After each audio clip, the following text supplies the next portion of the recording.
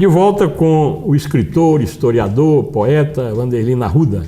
E agora nós vamos conversar um pouquinho de cultura. Wanderlino, você é historiador, é poeta, é cronista, é romancista, de tudo isso que você gosta mais de quê? Romancista ainda não. Ainda não? Eu me fiz referência ao Capitão, eu tenho tudo para um romance sobre o Capitão Meneses que eu devo escrever logo, logo. Será um romance histórico? Um romance histórico. Eu fiz pesquisas no Nordeste várias vezes, aqui na região, então eu tenho toda a condição de trabalhar bem no assunto, que pode ser, se eu conseguir dar conta de um texto bom, a história é a melhor possível. Agora, a cultura de... Mais ou menos como o Petrônio fez com o Antônio Dó, né? Com Antônio Dó. Um grande livro, por sinal, viu?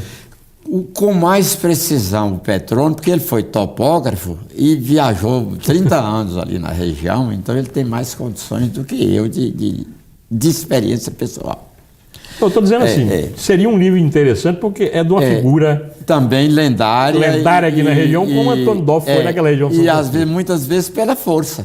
Pela força, pela exatamente. Força. O capitão, a gente brincava, mas isso é brincadeira, não tinha inimigo, né? O inimigo não mandava matar não é bem, não tem notícia. Não há notícia de alguém que tenha morrido assim, não. Às vezes a gente perguntava o coronel Coelho, Neco matou gente, coronel? Ele falou assim, eu não... Como delegado, nunca foi feita uma denúncia. E também ninguém sabe, ele não sabe. Mas Montes Claros foi sempre uma cidade muito preocupada com a cultura, a gente vê pelos livros de Cid dos Anjos, e é das mudinhas, daquela de clubes de leitura, sempre essa referência que nós fizemos até no início da entrevista, de grandes oradores. Quando Hermes de Paula publicou o Montes Claros, sua gente, seus costumes, sua história, sua gente, seus costumes, já deu um diretivo. Também a história praticamente escrita, publicada em fôlego, foi a dele, a última. Dona Ivone chegou com Zezé Colares, mas tem o Nelson Viana também com... O Nelson Viana, que é o grande intelectual, com vários livros, também regionalista, marcando costumes. O Cibião, com pesquisas regionais e geográficas e históricas, e chegou aí a Portugal, na Torre do Tombo, fazer pesquisa. A gente, às vezes, olha como está perto da gente. O Cotrim tem 18 livros publicados e tem 22 prontos para entrar no prêmio, para você ter uma ideia. Ele é uma máquina de produzir. Uma máquina de produzir. Doutor Maurício fixou costumes como ninguém, numa prosa agradabilíssima. Ele era um grande contador de história. Contador de história. Tanto ele falando como escrevendo, sempre foi muito bom. A imprensa, por sua vez, colaborou muito. O Jornal de Montes Claros, com um caderno semanal de cultura, que é uma pena que os jornais, o Jornal do Sul está fazendo, mas nós estamos muito na fase dos cronistas, dos colunistas sociais, que também estão fazendo história, a forma deles.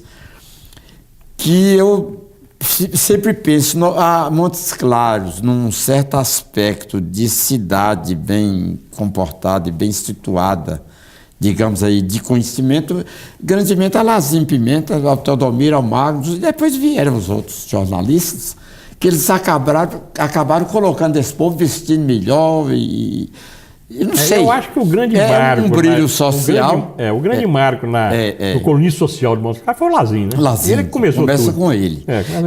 Depois tem o nome. Isso deu uma vida, não é que a cidade... Eu sou do tempo que o povo era muito bem vestido, em 1951 a 53, o professor Pedro Santana passava um mês sem repetir um terno. Tá vendo como é que era? Era paletó e gravata, aquela coisa.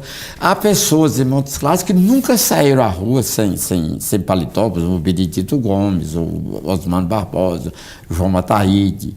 Então, a gente vai pensando, você vai encontrar muita gente. O próprio doutor Maurício nunca saiu à noite sem paletó. Doutor Raul Pérez, ainda há muito poucos anos, ainda almoçava de paletó e gravata. Então a gente fala assim, na grafinagem, mas esse brilho é coisa mais recente. Agora, a cultura, nós já estamos passando para o social. A construção do Centro Cultural por Tunim marcou também muito. Aí vem o Hermes de Paula com as festas de agosto, que não existiam, elas existiam, mas eram fracionadas. Nós devemos isso principalmente do Dr. Hermes. E ocorre, como esse ano, por exemplo, a festa foi grandiosa. O Lideu Brauna fez uma festa realmente muito boa como secretário de Cultura. A Yara Souto manteve. Eu, como secretário de Cultura, mesmo sem ser do ramo, eu consegui fazer. E já está atraindo turistas. É porque as festas de agosto do Cantão Pedro, eu acho que tem mais tradicional de Montes Claros, né? Que mais marca a cultura de Montes Claros. Agora, há nomes que nós não podemos jamais, por exemplo, Constantino Cristo, você sabe, toda a vida de Constantino foi incentivando cultura. E ele chegava a dizer que a cara de Montes Claros é a cultura. Se tiver de escolher um rótulo para Montes Claros, é claro, agora no Facebook, pra você ter uma ideia, eu estou bem dentro do Facebook, já estou chegando quase aos 4.000 amigos. Nós somos companheiros.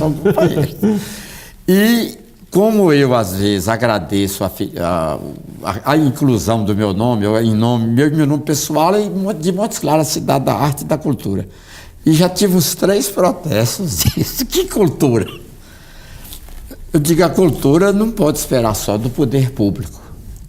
É claro, o conhecimento é pessoal, tem que ser de cada um, nós é que temos que nos esforçar. Eu acho que se você procurar hoje em qualquer cidade, tira fora as capitais aí do Brasil, você não acha nenhuma cidade interior que produza tanto livro como Montes Claros, tanto autor como Montes Claros. É uma quantidade enorme. Só esse ano, quantos livros de autores Montes Claros foram lançados na cidade? Às vezes até estão confundindo, porque tem que fazer um, já tem outro. Não tem mês em que não haja lançamento de livros. Há já umas 3 editoras trabalhando muito, a da Unimonte já não dá conta. E, na realidade, nós respiramos cultura. Ao nosso modo, porque há uma coisa que tem que se destacar do pouco. Eu fui a um jantar com o príncipe, o Bertrand de Orleans e Bragança, essa semana, na fazenda da Dona Fernanda. E a gente conversando sobre Montes Claros, a gente destaca que a nossa região é de uma cultura sólida e diferente. Na realidade, a forma de falar, a forma de ser, a forma de agir, ela difere do sul de Minas. Enquanto o sul vem a cultura de Lisboa, de Coimbra, das universidades, a nossa foi do bandeirante do Nordeste, o bandeirante da Bahia, que chega a Matias Cardoso, tanto que a igreja mais antiga nossa, de qualidade, é de Matias Cardoso. Quem forneceu para Minas Gerais, para o ouro, a farinha, a carne de sol, a carne seca, o peixe salgado, a rapadura e a cachaça, fomos nós. Então, isso nos deu uma cultura rural que nós usamos hoje até sem saber. O melhor exemplo dessa cultura são os livros de Darcy Ribeiro, o mulo e o mico. Principalmente o mulo. O próprio Darcy, eu fiz a apresentação quando ele lançou o mulo aqui, e ele ficou satisfeitíssimo, porque nem ele tinha ideia do conhecimento e de quanto a nossa cultura regional ela tem influência em outras culturas. Tanto que Guimarães Rosa, com uma linguagem mudada, a base somos nós aqui. Você considera que o Darcy seja o grande nome da nossa literatura? Eu acho, assim, do ponto de vista meu pessoal, é diferente. O Cílio é acomodado, segura, machadiano. E o Darcy é o revolucionário. Eu acho que com mais uns 50, 100 anos, o Darcy vai ser considerado um dos grandes autores da língua portuguesa. Uma facilidade de manejo da língua como ninguém tem. Claro, naquela língua solta dele, naquela liberdade dele, muito longe de Ciro, mas é o Darcy, o nosso grande autor mesmo. E eu até vou fazer agora em outubro, a Felicidade Patrocínio está tendo um encontro mensal. O Clube da Leitura? Clube de Leitura. As pessoas leem, vai um especialista lá, e até agora doutores, e já vários autores, o Ciro já foi apresentado, agora a Eneida de Homero. A Ivana apresentou Grande Sertões. Grande Sertão Veredas. Cláudio... Ivone Silveira e Petrônio vão apresentar o Antônio Dó. E depois dele eu vou apresentar o Darcy.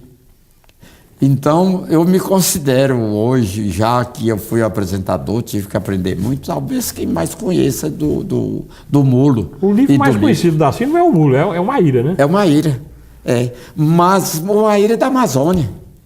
Então, a gente tem que considerar nosso, o Mulo e o Mico. E o grande livro aí, problema, o Confissões, né? Que é onde ele lava a roupa suja toda no final de vida. Adelino, nós estamos com o nosso tempo esgotado, 30 segundos para você concluir essa aula que você me deu hoje aqui, para os nossos telespectadores. Eu acho que ao dizer que foi o Reginaldo que inventou essa questão de Montes Claros, cidade da arte da cultura, do Reginaldo a frase, e que sempre foi apoiada por Constantin Christoph. Eu quero terminar dizendo que eu acredito nisso e vivo isso. E acho que ainda tem algum tempo de vida para poder defender mais e colaborar mais nesse sentido. Infelizmente, nosso tempo está esgotado, nós estamos encerrando esse frente a frente, agradecendo o Wanderlino Arruda por essa aula histórica que ele nos deu aqui hoje e prometendo que nós vamos voltar com ele, porque nós não conversamos praticamente nem a metade do que nós pretendíamos hoje.